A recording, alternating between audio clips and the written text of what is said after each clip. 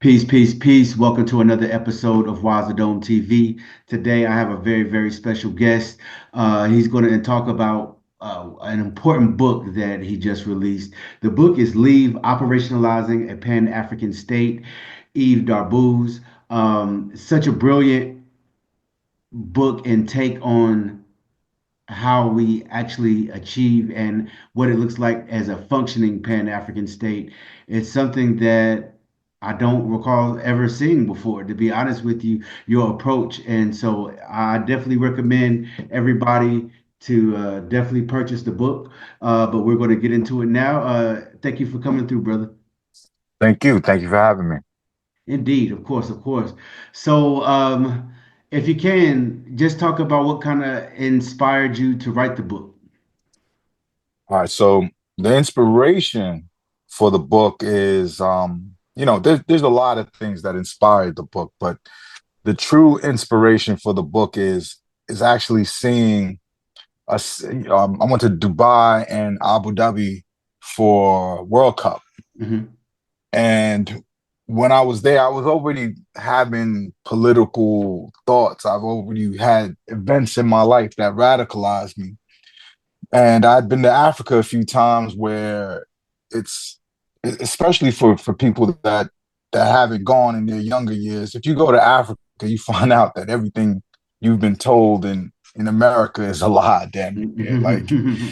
oh, Africans don't like you, they don't Mhm. respect you. Let me tell you, the love that I get east, north, west, South Africa, like the, in Marrakesh, the love I Wow. get in Morocco, it's amazing. But Mhm.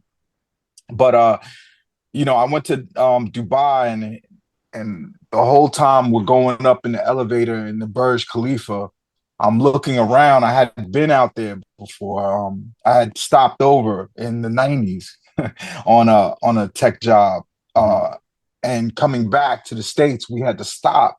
And the whole city was just looking out the windows, the whole city was nothing. Mhm. Right, right, Was right. just desert, Mhm. right? And in 20 years, one man's vision, obviously money and 12 really rich cousins, Yeah. but still one man had a vision to see Dubai become what it became. And now everybody's like going there like it's the tourist hangout spot or Mhm. the decadent lifestyle spot. But I went there and I was looking at the desalination tanks and looking at all the work that they have to do to be Dubai, all of Mm. the ways they have to tame the land to be Dubai. And I'm like, you wouldn't even have to do this in Africa. Right, right, You right, you right, you walk right. around in places in Africa and fruit is falling from the trees and you're looking on the ground and you're seeing like food. Like Right. I know this sounds crazy, but just imagine you've got these lakes and rivers and fresh water, seawater, like solar power. Like I've seen how much it took for them to make Dubai possible. That's when my mind started thinking like I could what's the difference between me and the sheikh? Mm. What's the difference between me and any person who has an audacious mind that believes that they can create something miraculous? And you're never going to do it alone. This isn't Right, right. a solo mission. But writing the book allowed me to think about the process and making it happen and coming to the end of writing this book and putting down the solution the way that I have. It's crazy. I just feel so empowered. I feel if Ibrahim Traore gave me 60 minutes, I'd do a whiteboard session he'd never forget, Yeah, yeah. and we'd be marching towards a Pan African state. But again, these are the way, delusions of grandeur aside, these are the mindsets and the things that you have to do in order to start real revolution. If you look at whether it be Israel or the United States, and I know those are settler colonial Mhm. projects, but still, someone wrote a book Yeah. and Hmm. put it on paper, and it was argued by their scholars, and economists and wise men, and they figured out how to make something happen that they probably shouldn't have. Right. But still, think about the manifestos that were written Hmm. to attract people, to motivate the settler colonial project. And that's the way we go. We know now in hindsight that Kwame Nkrumah was right, that Patrice Lumumba was right, that Malcolm was right, that Sankara was right, that Gaddafi was right. Hmm. uh uh we know that. Now we need plans. Now we need to scheme and plot and make it happen. When did you like get the revelation, like as a software developer and someone who has experience building systems? When did you get the kind of revelation to where you could actually relate that to how the operations of a Pan-African state, right? Because I think that first off, that's brilliant, right? But a lot of people might not have had the foresight to apply, you know, what they've learned from, building systems for Fortune 500 companies, and then and think like, okay, well, what about if we implement some of these same ideas in building up Africa? When did you kind of get that revelation?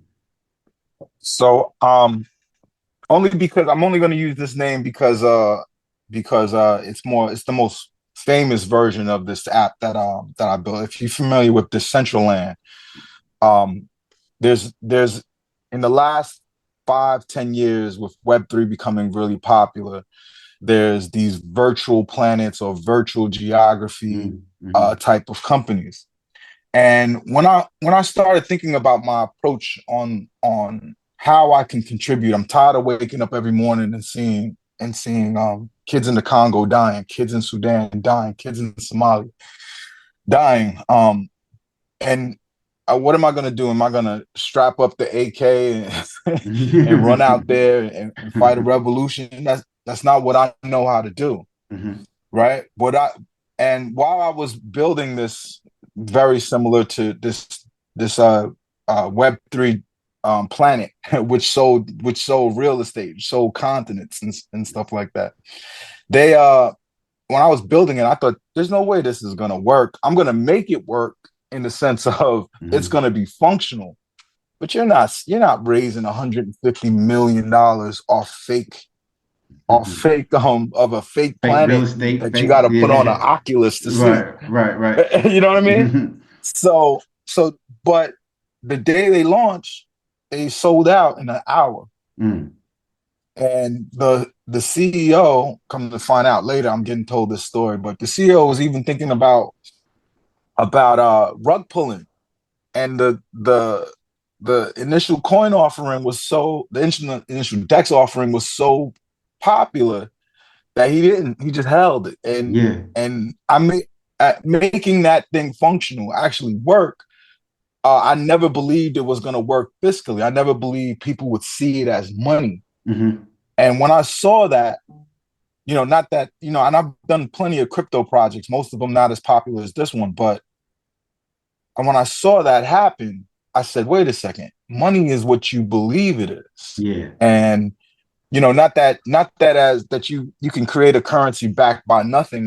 That's never going to work either. But the what these guys did was, with no technical ability either. These are Mm. all lawyers that, Hmm. that built this Wow. thing. And Hmm. and what they did was they sold a dream, they sold a vision. And when I saw that, I said to myself, this I need to stop looking at Africa as a continent. Let me look at it as an application, Mm. right? All applications have uh a core code, and applications have features. Applications have they even have things that get deprecated, in the sense of, you might have a branch of code that you no longer want to use. You might want to snip that. All of that started looking like governmental functions. Mm. And in order for me to right size it, though, and what I mean by that is to make it where it fits African people.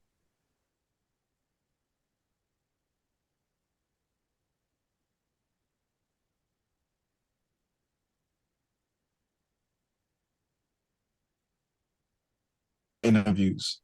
And the stakeholder interviews let me just talk to Africans. Mm. And what you realize when you talk to Africans is their aspirations is no different than yours or mine. Mm-hmm. What they want is for someone to finally tell the truth and actually execute. Right. Um, but again, the more I talk to them, the more I recognize these are the same conversations that I might have with a COO or Yeah. a customers or even people who aren't so happy. Mm-hmm. But regardless, it worked better than I thought it was going to work. Is my final message on that. Yeah. It worked because everything is a product if you think about it at the end of the day. And so being a product manager and being agile and data driven, it let me take 500 years worth of sample size and start to create an actionable solution that's actually feasible. Yeah, indeed, indeed. I remember when we spoke earlier, Mhm. you kind of mentioned, you know, drawing some inspiration from some things that you were reading in Miseducation of the Negro, Carter G. Mhm. Woodson. Can you build Yeah, on that some? sure. I mean, I'll take a step back, Hmm. which shows how much Carter's words were so like when you read, even going back into the 1920s and even earlier than that with cats like Martin Delaney. Martin, these people, they didn't have a sheepish Pan-Africanism. Like right now, now we hear like ideas of Pan-Africanism. It's just brotherhood. Let's buy stuff from each other. Like that's Yeah. Right. that's not enough. Right. That Right. it's more than that. Hmm. Kwame Nkrumah laid out way more than that. However, um, when when um when I was reading these folks and seeing how radical that they really were, nicer, they had a political way of saying it, but then some of it was even uh almost disrespectful. And I have to admit, Mr. Carter G. Woodson was a tough guy to Yeah, me. absolutely.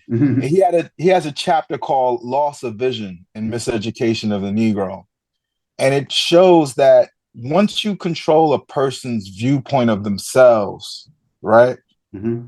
they no longer have the vision to see problems as being solvable, right? You have a lot of our people who have never even thought of leaving this country, who never Right. even thought of leaving the block. Right. You know, I gave I gave the book to some of my friends in the star, and they were like, "Eve, you always dreaming these ridiculous dreams." Yeah. You know, but Yeah. and my ridiculous dreams have led to Nike being my client, Procter and Gamble Mm. being my client. Damn near 15 years of working with Puff and Bad Boy. I know his name is his name Yeah. is different nowadays, but Yeah. I worked for both Puff, Jay, and Obama, and those opportunities came to me because of confidence, because of knowing and believing that I'm the best at what I do. Hmm. And and and still you have to have that here. And Yeah. sometimes you have to go out and get permission, but not permission, but you have to get what's the word I'm looking for? Validation. Yeah, But at absolutely. the but at the same time, it starts from your core. And so when Carter G. Woodson is telling you about a lack of vision, it explains what has happened to especially the Africans in the diaspora. We're happy with a record company. Mm. We're happy with a magazine. We're happy with, you know, having to have some form of representation. I'm not. I want to Mhm. own it all. Mhm. There's, Mark Zuckerberg is not more talented than me. Neither is, Elon Musk. But if we don't control the means of production, then those opportunities don't come to us. Facts. So in order for you to create a reality where you are building power for yourself, you're defining power the correct way. Power means energy, right? And Mm. to some It certain, does. Hmm. right? If if you don't have energy to exert that power, and where does that energy come from? It comes from the creative mind. It comes from the vision of seeing yourself a certain way. And because I know that I've always felt like uh, not that it's anybody else's fault, but if I had the same funding as my competitors, uh, the conversation would be different. You know what I mean? Yeah. And what should I do? Beg them here? Why not create a reality? Why not make a system where the Dangnotes and the billionaires of the continent can actually invest in Mm. each other, Hmm. and there's no fraud, there's no criminality in the transaction, you know there's no fear. And once you start thinking that way, he's like, all right, then how do you create that ecosystem? How do you create that place where it's fertile soil to grow people with audacious minds? If I'm I One last thing to kind of drive this point home. Like, if I'm LeBron James, maybe one day I can give $2-3 billion to own an NBA team. If you came to a Pan African state and bought $500,000, and the fact that you're LeBron James, you could build a basketball league on the continent. Right. And then investing in developing the cities and the economies around that, you could Hmm. see yourself bigger than Hmm. just an owner of a basketball team in the NBA. You could create the NBA. You could create uh, the single most uh, powerful organization for developing athletic talent, right? Nothing would stop LeBron from doing that. LeBron would land on the continent, say that's what he's going to do, and every rich person on the continent would be like, "All right, how do we get a team too?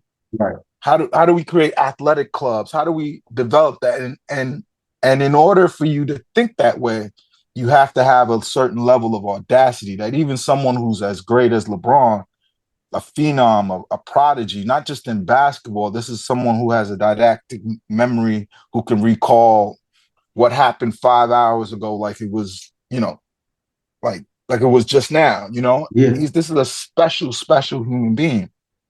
However, LeBron, Le, LeBron has to have the audacity of vision as well, that he could be bigger than anything that the NBA could put together. I don't know if you remember a few years back when Kyrie Irving was going through it. He said, "Why don't we start our own league?" Yeah. I remember that. Hmm. And Yeah. everyone People was kind like, of "Oh, laughed at him. right, like all crazy old Yeah. Kyrie." Nah, that's the way you're supposed to think. Hmm. That's the way you're supposed to. Just think about that. Europeans got in a boat and came to North America knowing nobody here. There was nothing here. And the only thing that was waiting for them was indigenous arrows. You know what I mean? Yeah. They died a lot, Hmm. but they persevered to Mm. steal somebody else's shit. Right. I'm telling you to have the audacity of mind to take back what belongs to you. Mm. You understand? So that takes all that takes vision. That takes a mind that is unshackled, unfettered, and believes they deserve more. Yeah. That it reminds me. A brother was kind of I was building with, and he was kind of telling me about something that he was reading where, when it comes to counterinsurgency, the idea is to grab the insurgent by the throat and the imagination, right? Right. And so when we think about what is possible and the reality that we would like to create for ourselves, it always like I do see what you mean when it comes to others not being able to dream that big or imagine something outside of the reality that was created by Europeans, right? Mhm. Any type of, whether it's an economic system, whether it's a form of government, whether it's democracy, um, as it is, right? You know, that's another conversation I was having at the time is I mean, we have to be able to question everything, right? Mhm. And that there's a reason why they say choke out their imagination because they don't want you to be able to have these type of thoughts, to have these type of visions, right? To be a true visionary that is not moving with a colonized mind, right? Right. And so I think it's again, you know, I really start to see it a lot, especially with a lot of the assimilationist movements that we Mhm. see. A lot of even with some of our you know brothers and sisters who are you know will consider themselves pro-black, but sometimes it's still even hard for them to envision a free Africa, right? Mhm. And you know we definitely have to get past that because this is something that's imperative for not only us but I mean the whole entire human species is probably dependent on Africans becoming who we've always been, um, which is the custodians of the planet, right? Uh, Absolutely. you know, one thing that you kind of mentioned obviously was the uh, data-driven aspect of like your methodology, Mhm. um, the process, you know, conceiving of a Pan-African state as you would a product. Mhm. For you know how does that look, right, as far as you know a methodology, because again you know this is a skill, something that you already had, that you had Right. developed, you know, what does it look like whenever you apply that to you know the operations of a Pan-African state. So in any product, the first thing you have to figure out is, do you have customers? Do Mm-hmm, people want it? mm-hmm, And and so that conversation starts very, very early in the process. It's, a CEO can say, hey, we want to add voice to chat, or we want to add some AI features to our existing product. What do you think our customers are going to think about that? And you'll go out and talk to the customers most of the time, but before that, you'll look at data. mm-hmm, And in the looking at the data, how many users use these type of functions, what are their demographics, how old are they, how much, what are they using now, is that potentially a competitor against us, can we head them off at the pass by adding that feature to some technology, or whatever it may be. yeah. You first solve that, and then you start to look at data. And data is, uh, what's a good word for it? Data is romantic because it's not it's not touchy feely, but you Mhm, look at it and you start to feel comfort and go, oh, okay, I know what I'm talking about. mhm. But it's just like looking at just stats in sports. If Right, you it look doesn't at tell the whole just story all the it, time.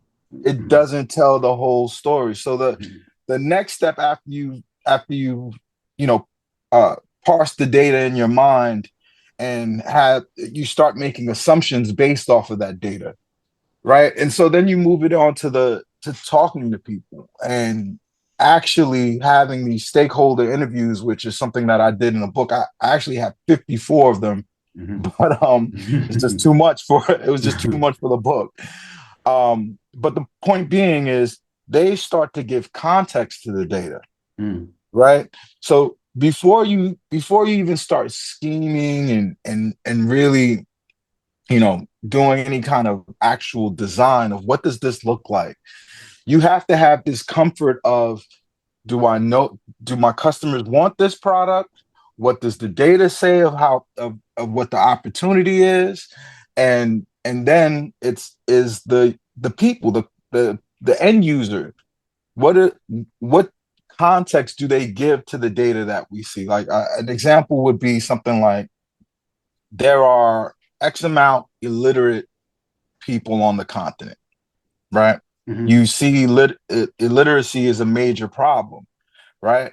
One product manager might look at that and say, oh, they may not, there's something wrong with the educational system or access to educational system. Another product manager might say, oh, it's societal pressures is causing the illiteracy. And then another product manager might say, um, it's access to education. That's the problem. Until you talk to the people, the data may skew one way or the other, but until you have a conversation with someone who's lived in a war-torn country or is having trouble being educated, a lot of you come to find out most people are those people who aren't educated have jobs at 6 years old, Wow. are working at some capacity, and some of their parents are having children in order to, for the same reason agrarian families grew the way that it was. This is not even abnormal or mean spirited at all. It's just nature. Like you have a bunch of kids to help you work your land or to help you survive. If you know, so then you after you've made that those kind of assumptions and you realize the data is skewed because of these reasons, you now can start to apply solutions.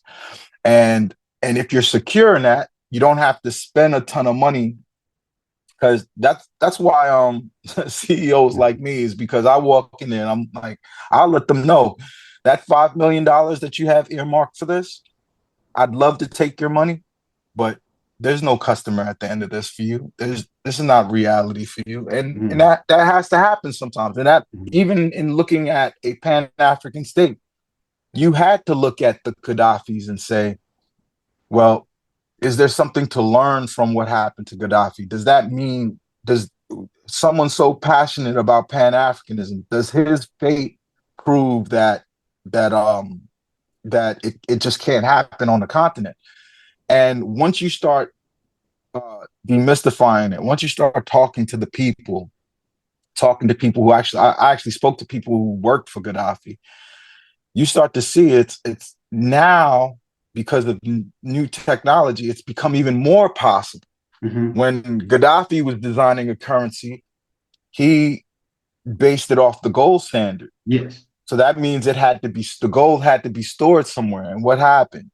NATO and the West walked in, bombed the building that had the gold and took it. Right. So, so if knowing the data, then the context of history, you now can start to have answers. Like say, in that as an example, from the Gaddafi example, you start to say things like, "All right, we can't do a physical currency because that would be too easy for them to knock that out. A Hmm. few drones, cleverly placed bombs, they can sabotage it.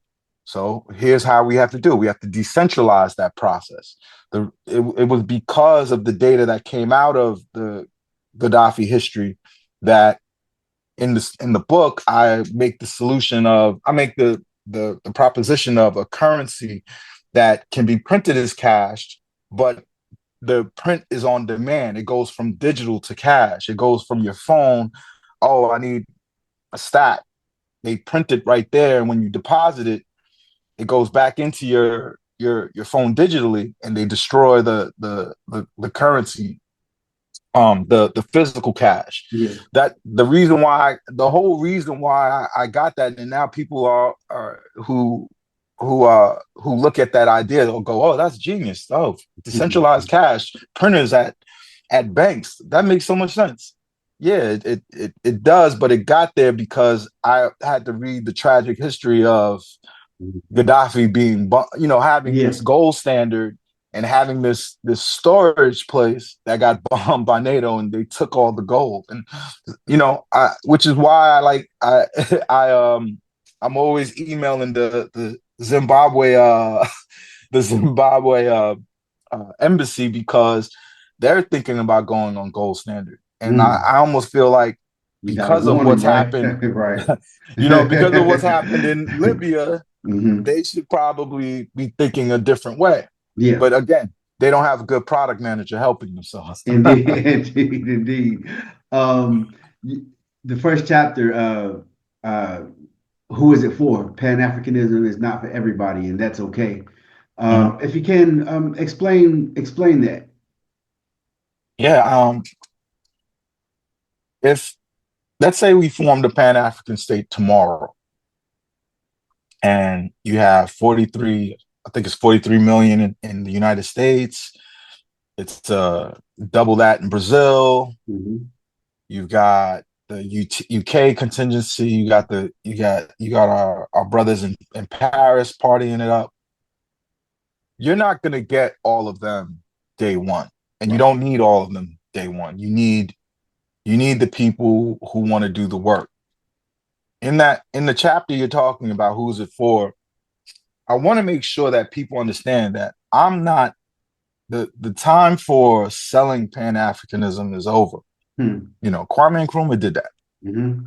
I Hmm. want people who are looking at this situation and going, I could do better for my daughter. I could Right. do better for my children. I could do better for my grandchildren. Right. I and especially with all the things that are happening, like every day America gives you another sign.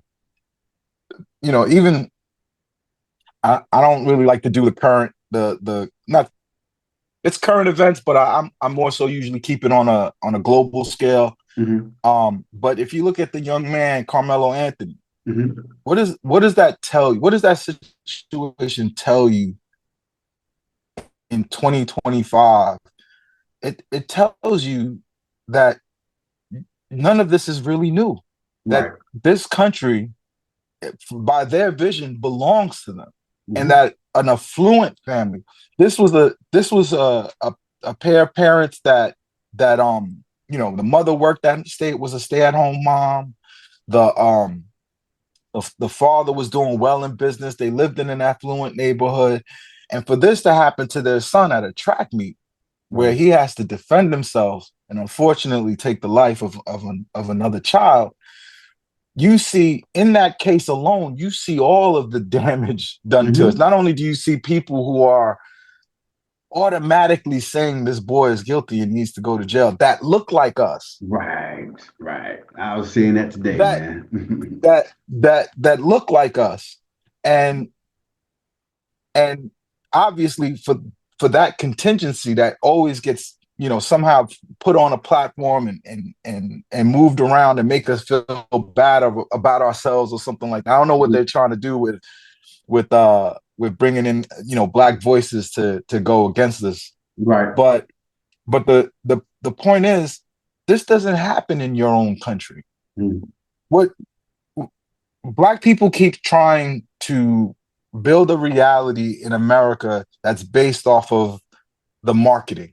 Yeah. Oh yeah. They Absolutely. they Hmm. I wanna, you can even Hmm. hear the music in the back of your head from when you're growing up, like the G.I. Joe music, the Hulk Hogan music. I wanna be Yeah. an American. They Yeah. got the best propaganda. Right. We are Right. the most propagandized against people Absolutely. on earth. So Absolutely.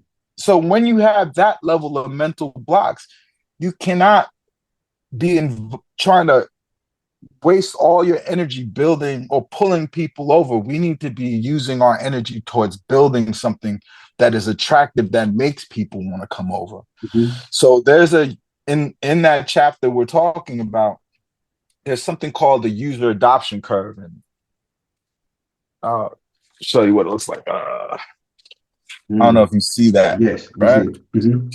So in the user adoption curve, early on, you have your innovators, you have your mavericks, you have the people who are in Africa right now. Hmm. And then I would consider myself an early adopter on that curve. It's still low down, still a minority. But once we clear the chasm of execution, and you start to see cities, and you start to see infrastructure, and you start to see people that look like you going to Africa and having opportunity, Right. then the rest of them will come, right? Then Hmm. you'll have a flood of people coming, but you can't be worried about that day one. You have to be worried about building something great that people will want to be a part of. It today, the I can I'm starting to find allies because, I'll be honest with you. I come from the tech space. I know people who can code. Mhm. Mhm. Doing this work, I've become more introduced. And so what I'm trying to do is give them the information, arm them with it so that we can start really building something so that we could be talking to people in all 54 nations saying, this is the way you become strong. If you Yeah, don't believe me, here's John Mearsheimer. Look at what he says about being in realism, mhm. offensive realism. You don't. This is not a hard thing to sell. It's just how does it work? Every single nation in Africa right now, like you know, don't go by the leader. The leader is might have been put in place by USAID or the Absolutely. You West know or how that whatever, goes. right? Hmm. Absolutely.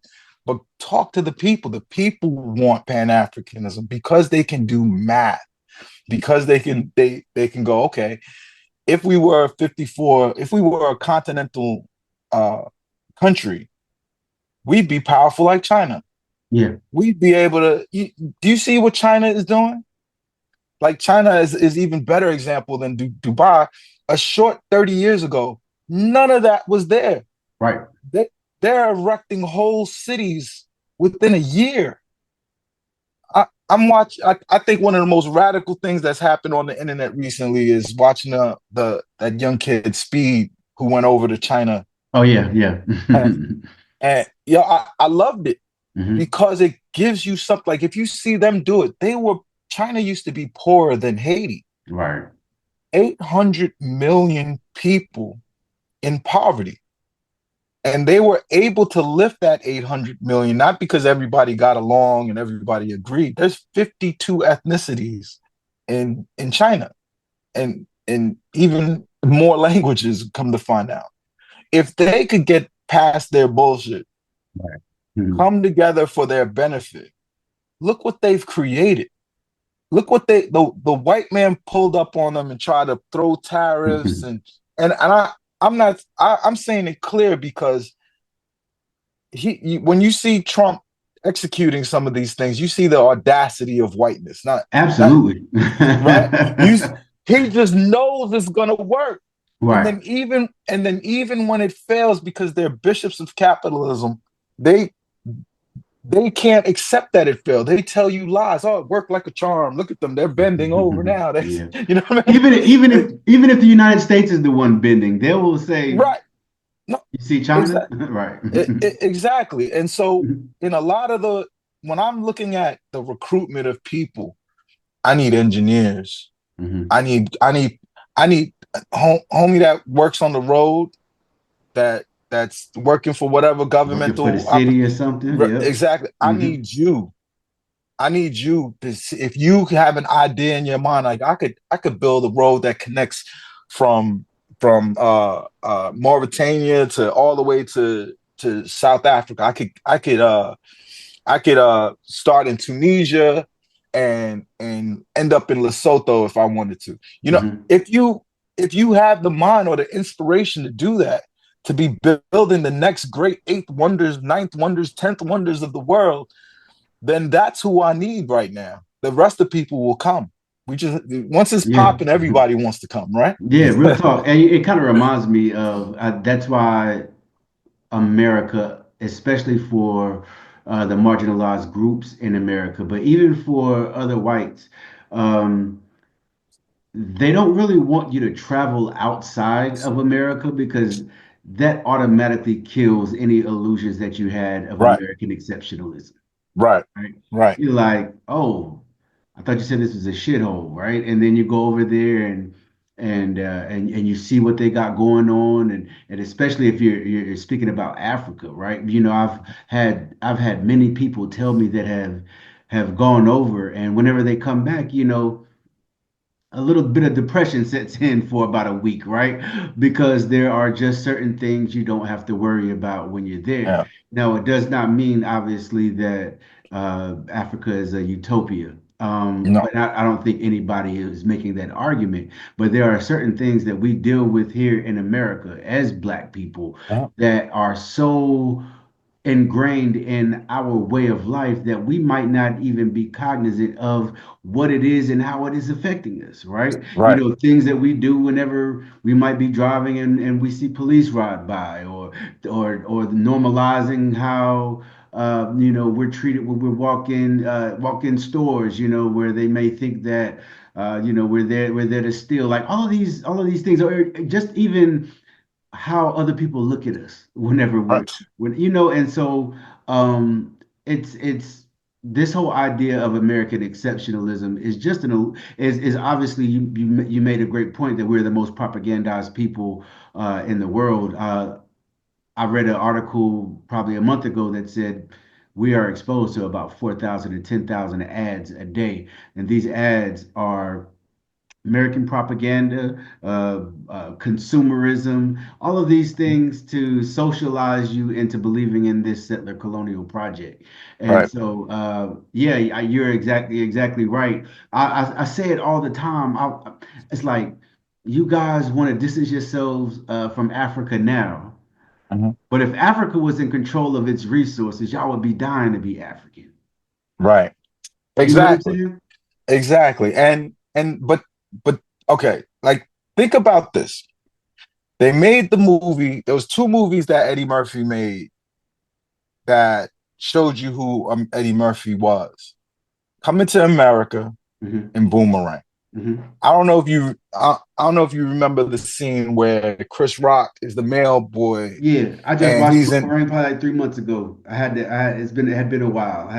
But yeah, go But ahead. the beautiful thing that I don't think a lot of people see, and the reason why Eddie didn't make movies for a long time after that, the beautiful thing that you saw was an all black business Mm, that had beautiful black people running it. mm-hmm, That mm-hmm, that you saw people with sophistication and class living upper middle class. Like the story they told us when they said we could become black capitalists, right? And even that message scared the crap out of them. yeah, right. The coming to America one, Mm-hmm, even you understand? Like if you have someone like if in Hollywood, if you have someone like Eddie Murphy that just cranks out gold like this, right? You think let me just keep giving him money to keep making movies. right. But no, they because of what he wanted to show, whether it be Harlem Nights, Boomerang, or Coming to America, he wanted to show empowered Africans. He Mm-hmm, wanted to show black people that led dignified lives. But that is a dangerous preposition because if you start thinking like this, you might think you could come and run shit. right. And and even though I'm, years later, I'm no Obama fan. I used to be one of those type of folks. But I think a because I lot of people kind of, you know, I wanted it to be true. right. I'll never forget watching them bomb Libya and just go, Like, wow, like yeah, yeah. you know what I mean? And the Mm-hmm, excuses and like once you know the lies and once you've traveled and you've spoken to the people, you've seen how they live. Like I've been to Libya and it was just amazing to watch. I went to Libya pre 2011. okay. So This is so well. This is I wanted to ask you this, brother, because while we're yeah. here, all right, with the history of Libya, Gaddafi, Mhm, um, Algeria, Morocco, Egypt, Abdel Nasser, a lot of mhm. people's idea in the diaspora of Pan-Africanism may not always include North Africa. Right. What are your That's a thoughts on mistake. that? Yeah. First of all, you don't have a nation. I'm not a nation, and I want to talk about that later. The difference Hmm. between a nation and a state. You don't have a country that is sovereign if you don't have North Africa. Why? Hmm. Because the north of North Africa will put bases, will encircle the whole continental line. They'll they'll Facts. they'll they'll put airstrips in the Sahara just to come down and disrupt and bomb and then go home at night. You can't have that. That's literally what Israel is for the West. When the right, And they'll just keep they're creeping on down. aircraft Right. carrier right in the Middle East. Yeah. That's right. And every time, if you've seen like the new Greater Israel project, Yeah. what Yeah. is going to happen is they're going to take Egypt, and if Mm, Egypt says no, these these people, and this is not based off of how I feel about a person. This is based off of data. This is mhm, one historical point after another, and their own testimony. mhm. You know, Netanyahu was not shy to show his new map of the greater Israel that leads into Africa. And then on top of that, even bigger than that, is the fact that Israel's number one export is diamonds. Right. Israel has no diamonds. Right. If they have to, if this coming global economic downturn that's going to happen, you know how they get right quickly? They just come and take stuff in Africa Yep. right now. Like I'm telling you, I'm hoping that Burkina Bay folks don't think I'm some kind of CIA agent trying to infiltrate because I hate the CIA and I love Ibrahim Traore, but I'm trying to get this to him now because this moment in history, this block of history that we're in, they're distracted. They're in the Ukraine. They want to fight China. They want to fight Iran. They're in Palestine.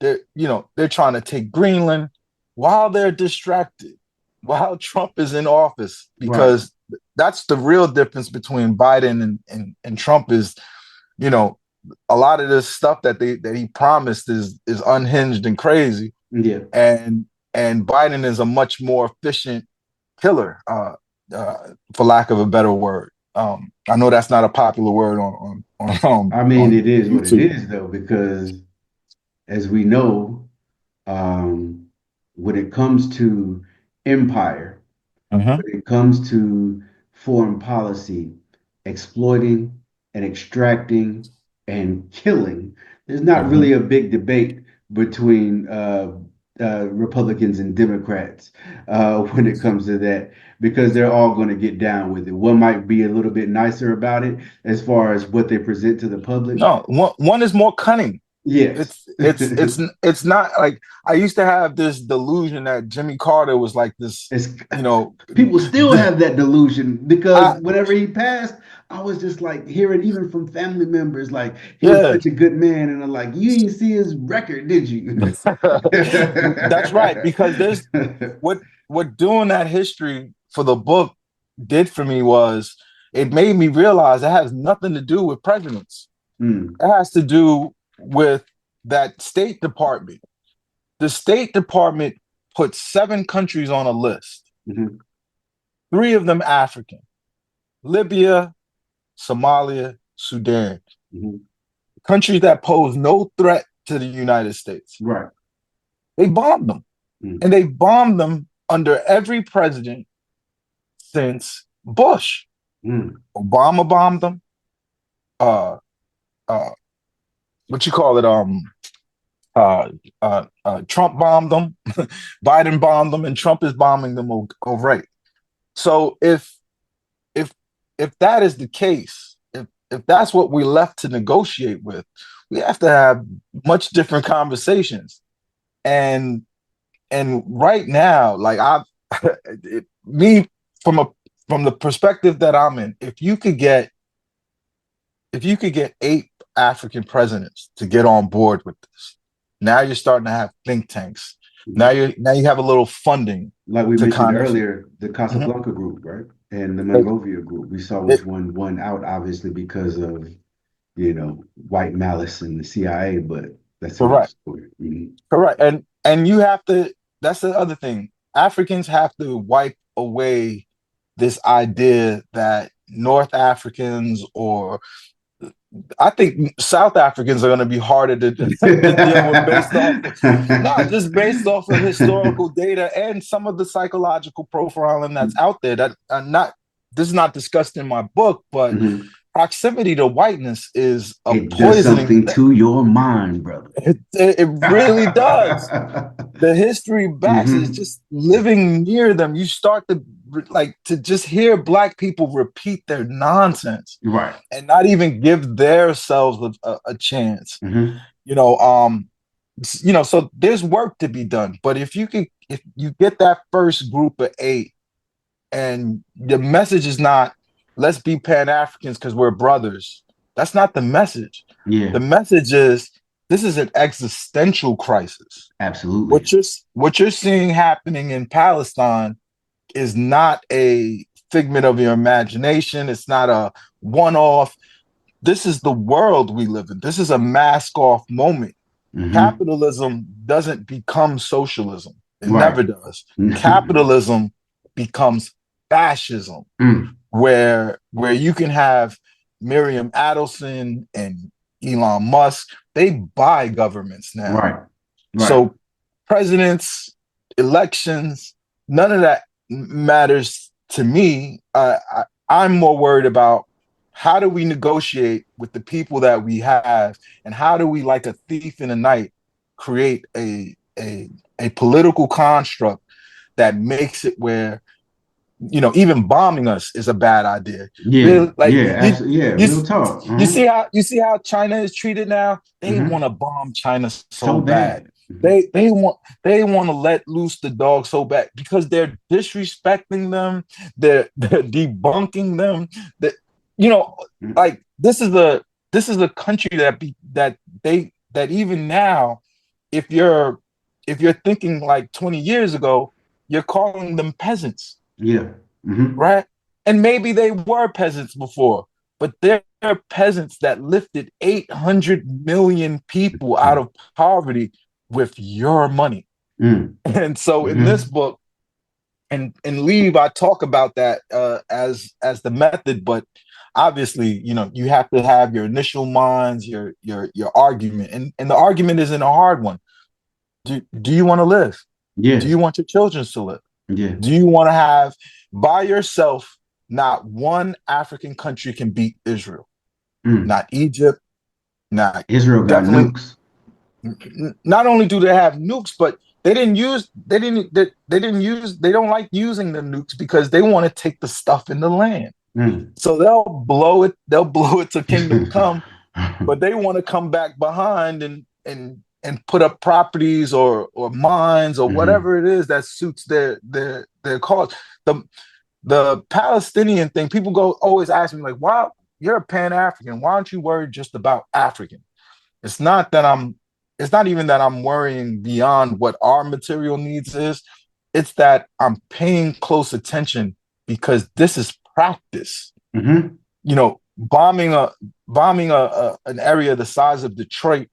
These are live action military runs. They're like there would have been no way to test their AI bombing. That's what I was about to Uh, say. Absolutely. right. So Our these technology, military technology is always used first on original people in the global right, South.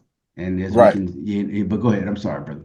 right. No, but they're like Ibrahim Traore. It's not just the things that he's doing that's a problem.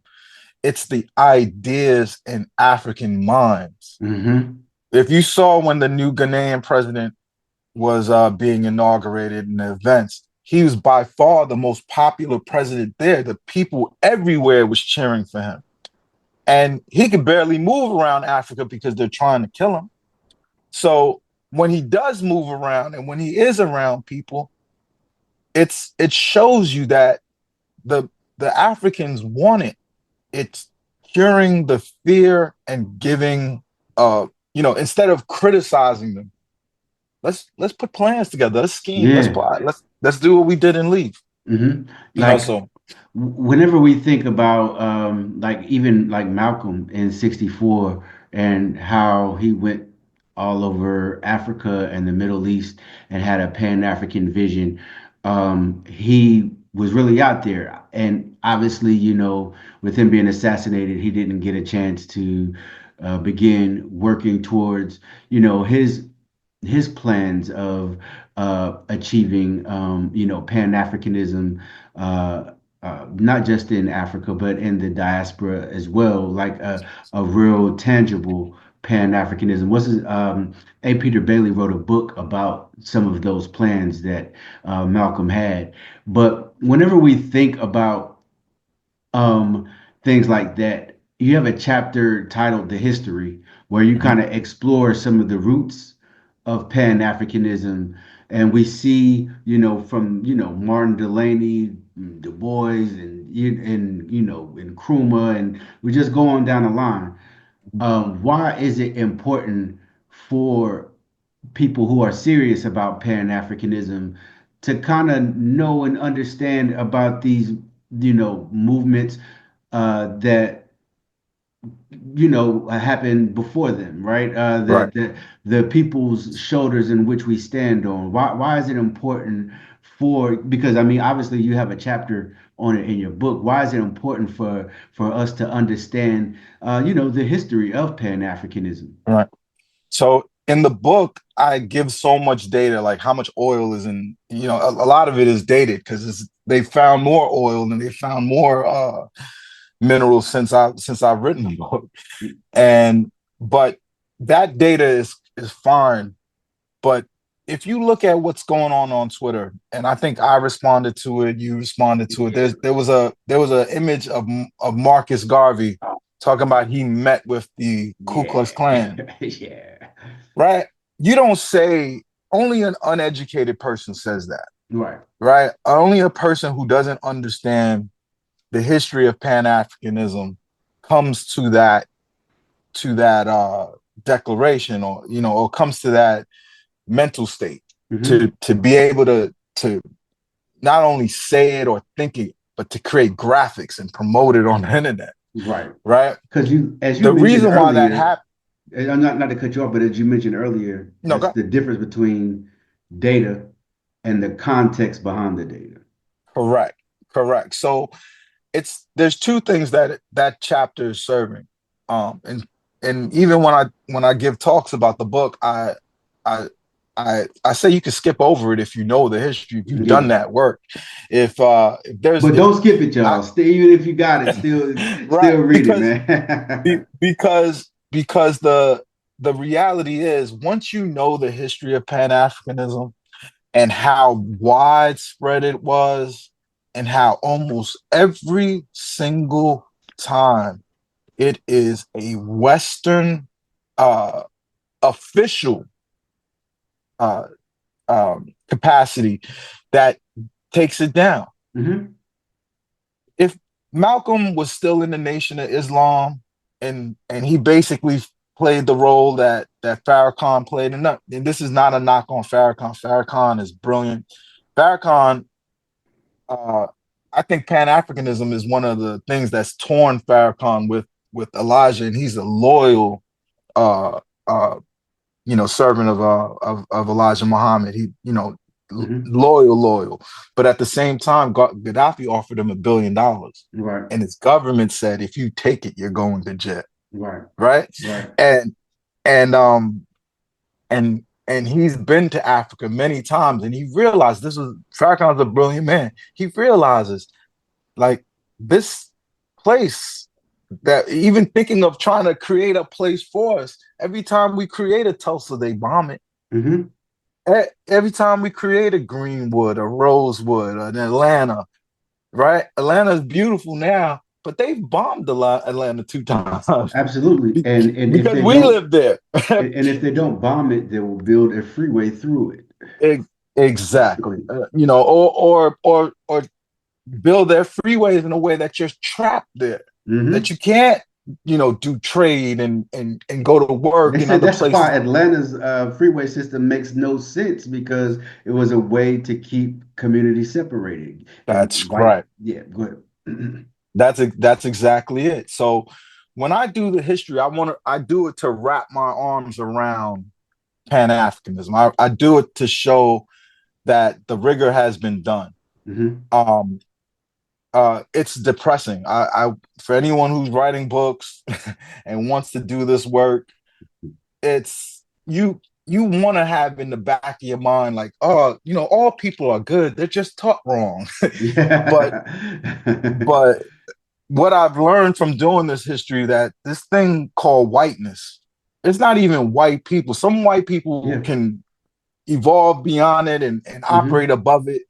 But this thing called whiteness and the preservation of it, when you do the knowledge and you just go through all the forms of Pan-Africanism from Cromwell all the way to Gaddafi, it's always the same thing that aligns people: the protection of whiteness. Even some of the Arabs that was fighting Gaddafi was fighting him because they thought it was an affront that he would align himself with the blacks. Wow. That was a recruiting tool. Wow. You understand? And the Hmm. more you read about that era and you listen to testimony about what happened, you realize anti-blackness is a bigger thing. Like, it's okay for China to become a power almost, right? We'll give them all the industrial work. They'll create factories But we and can never let sweatshops. Haiti prosper or But never we let West Africa prosper. never. We have to bomb that quickly. And Mm. again, what you learn after you do that history is probably, I think it's the biggest chapter in the book. But once you do that history, and you have the data, you're now left with the only solution that there is really to knuckle up, as they used to say. And you know, you it doesn't mean you have to be a nuclear country right away. Hmm. It just has to be where the unity creates pain for them, Hmm. right? If Hmm. China was the size of Japan, they'd be easier to conquer. Right. They'd be easier to knock off the board whenever they're a nuisance. But Hmm. because of their size, that is their strength. And we could realize that as well. What does in your vision of a Pan-African state, what does the relationship with China in this Pan-African state look like? China, let me, it's so frustrating. Because I'm in engineering, I, I get, I get, I get really saucy Chinese engineers that like to ask you questions like, yo, you have all the gold in Africa. You Mm, have all of, like, why can't you be like China? Like, mhm. there's this arrogance to them. But Yeah. when you're having the conversation, truly having it, and luckily enough to have made really good friends who live and work in China, and especially, and I have to tell you about Singapore one day, but still, these people, they look at it in such a pragmatic way because they don't have the brainwashing. They don't know the history. They're Hmm. just like, you guys have everything. Why Right. don't you be the third leg to this multipolar world? Like, Russia could never, if if if if the African continent became a Pan African state, we would be the third richest country in GDP automatically. Just counting up what we filed last year, we would be third. Mm. If you created um, intercontinental trade, where all of the blockers of trade that's on the country, like if I make a box of cereal as an example, I'm selling it now to 1.4 billion Africans. If you remove that, you're going to create General Mills and Post and large size companies. And not because the solution is to be this ultra capitalistic country. It's not. It's to create trade and value so that it can be interpreted in the international space. They're like, that's the beauty of what China has done. They are a socialist country internally, but externally to make their money worth it and to make their country valuable, they export their industry. Hmm. And Africa doesn't even have to do that. Mm. We could export our resources. We can create a stock market for, not a stock market. Stock market's the wrong word, but we could make a market for our minerals and setting prices, knowing what everyone's like. Right now, they don't even know what each other is selling Yeah. the minerals for. For Right. a long time, Niger was selling to France the uranium for $3 on 300. Mm, You understand how bad hmm. that is and how many years of that have been robbed from these people to do that. So now if you can make China a customer and an ally who needs, that's why they're creating BRICS. That's why they're attracting the companies, the countries that they are with BRICS, because they're bigger. But there's not one country in BRICS that if you put it up to the Pan-African state, to what we would be as an economy, as a military, and as a country, it would be completely changed if we applied this ideology. You, Absolutely, absolutely, man. you're playing ball on a whole other level if you're doing that. Yeah, yeah, no, no, I agree 100%.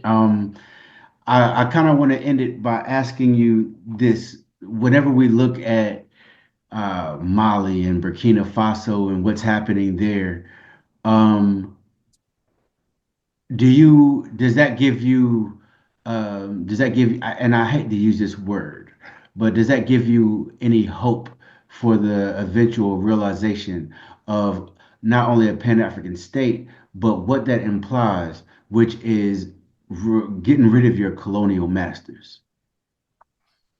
So what's happening in Burkina is less of a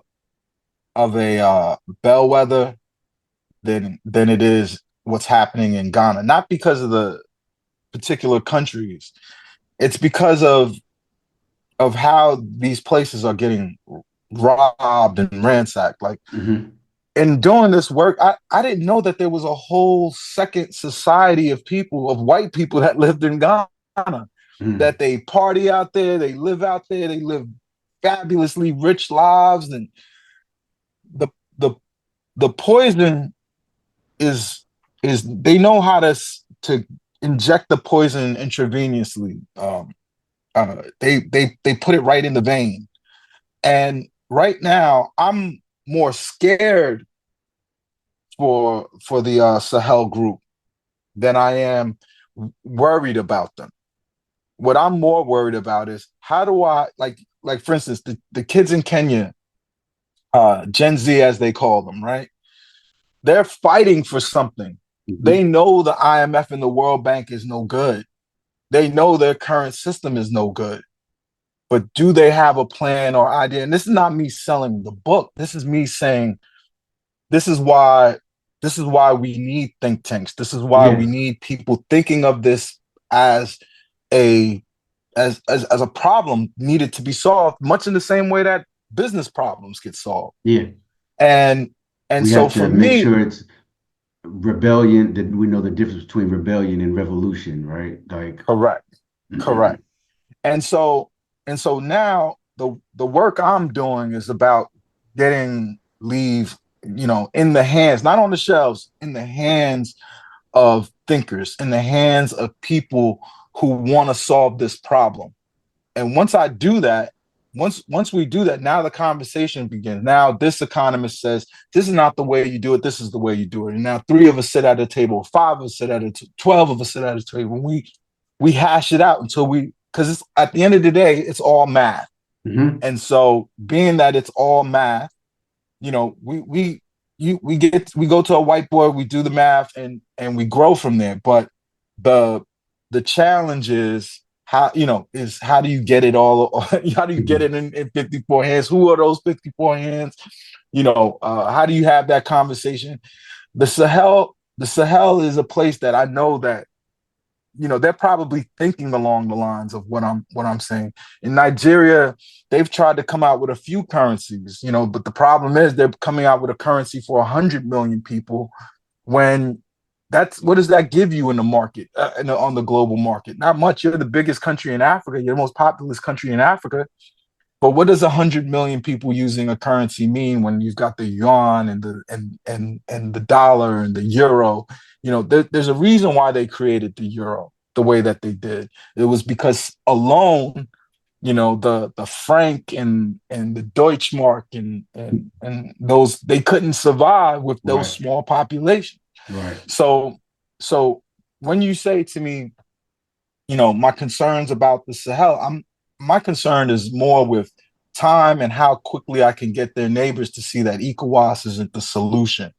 The solution is a Pan-African state. The solution is coming together to form a political treaty, a political bond, a political construct that ensures your freedom. You can't do it with these three countries. It's beautiful. I love it, Hmm. but I'm worried about his life every single day. Yeah. I'm worried about Bill Gates getting immunity to try to do vaccines in Yeah. Africa.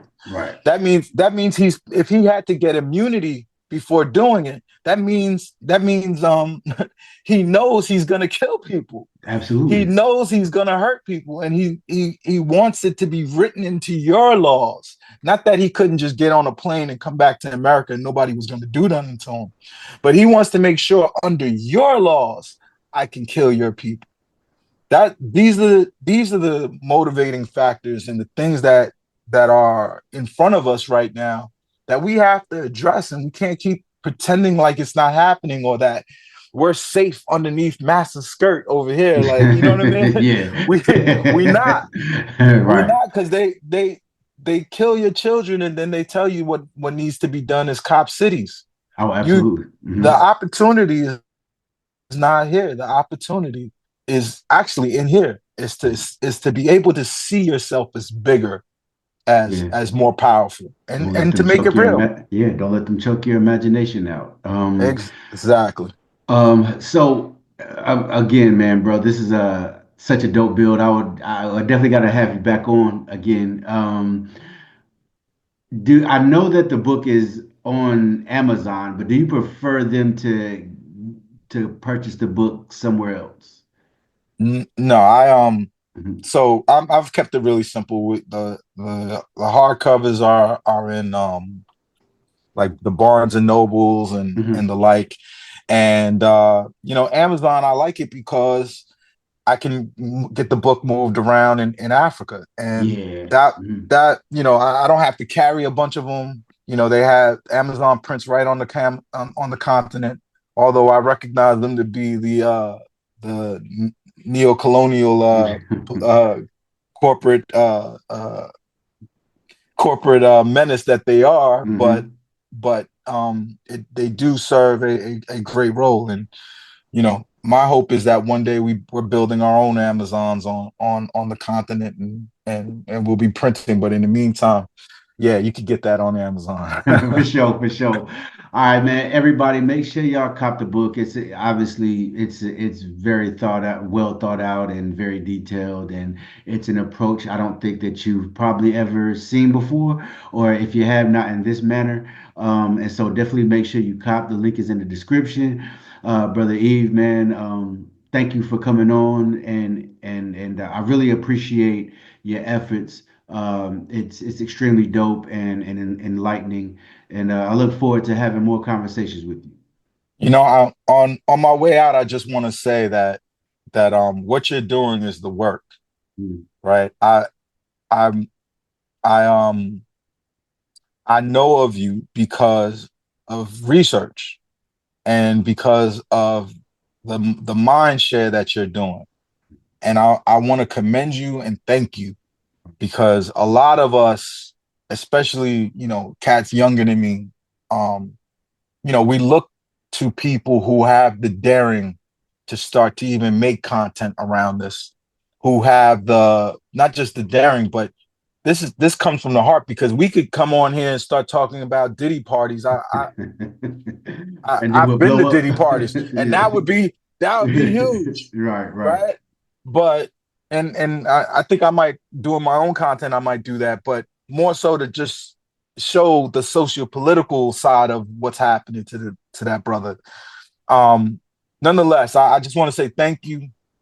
This is an important thing, and more of these have to spring up, because this is changing the minds. This is working on the biggest blocker that we have as Pan Africans, which is up here. Thank Man, you, bro. thank you, brother. That's a honor, and I don't take it lightly. So I definitely appreciate you. My man. Peace. Peace.